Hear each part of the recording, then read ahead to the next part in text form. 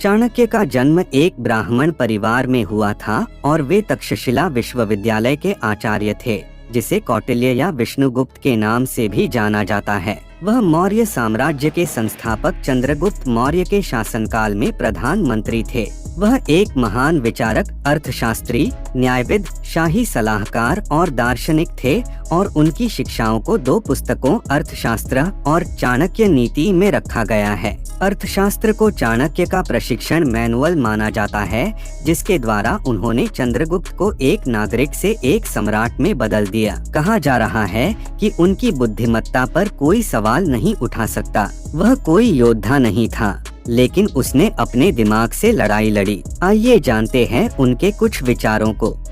जो बीत गया सो बीत गया। यदि हमसे कोई गलत काम हो गया है तो उसकी चिंता न करते हुए वर्तमान को सुधारकर भविष्य को संवारना चाहिए।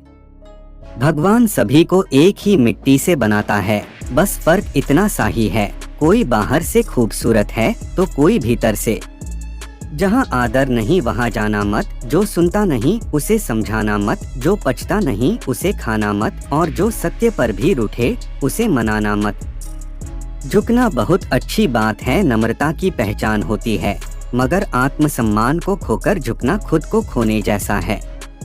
यादों का जीवन में बहुत बड़ा महत्व है, क्योंकि कभी कभी हम बीते दुख को याद करके हंसते हैं और कभी कभी हम बीते सुख को याद करके रोते हैं। आँख में पड़ा हुआ तिनका, पैरों में चुभा हुआ कांटा और रुई में दबी हुई आग से भी भयानक है हृदय में छुपा हुआ कपट। शांत होने की कोई तरकीब नहीं होती, सिर्फ अशांत होने की तरकीबें होती है, और अशांत होने की तरकीबें समझ में आ जाएं तो व्यक्ति शांत हो जाता है। समस्या का समाधान इस बात पर निर्भर करता है कि आपका सलाहकार कौन है। यह बहुत महत्वपूर्ण है, क्योंकि दुर्योधन शकुनी से सलाह लेता था और अर्जुन श्री कृष्ण से। उनसे सलाह कभी मत लेना जो उस पड़ाव पर है ही नहीं जहां तुम पहुंचना चाहते हो, क्योंकि माता पिता व गुरु के अलावा ज्यादातर लोग आपको आपके मार्ग से भटकाने का कार्य ही करते हैं। प्रेम पीपल का बीज है, जहां संभावना नहीं वहां भी पनप जाता है। अपमानित होके जीने से अच्छा मरना है। मृत्यु तो बस एक क्षण का दुख देती है, लेकिन अपमान हर दिन जीवन में दुख लाता है। अगर सांप जहरीला ना भी हो तो उसे खुद को जहरीला दिखाना चाहिए।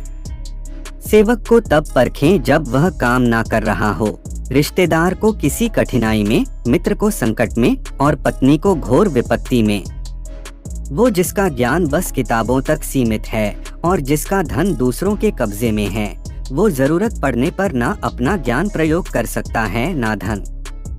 इस बात को व्यक्त मत होने दीजिए कि आपने क्या करने के लिए सोचा है। बुद्धिमानी से इसे रहस्य बनाए रखिए और इस काम को करने के लिए दृढ़ रहिए। जो लोग परमात्मा तक पहुंचना चाहते हैं, उन्हें वाणी, मन, इंद्रियों की पवित्रता और एक दयालु हृदय की आवश्यकता होती है।